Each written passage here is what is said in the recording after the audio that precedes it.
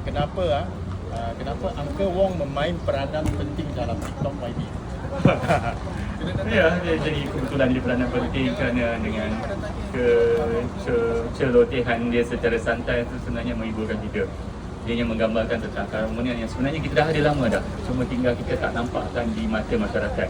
Dan hari ini semua orang gembira, sebenarnya kita tak ada apa-apa pun isu di kalangan kita, dan terbukti Melaka tetap harmoni sentiasa. Terima kasih. Soalan kedua, dalam banyak-banyak rancangan saya boleh baca dari TikTok Helmi Helmi mempunyai perancangan yang banyak maju dan baik untuk rakyat jelata Duyung dan negeri Melaka. Apakah perancangan yang terutama sekali?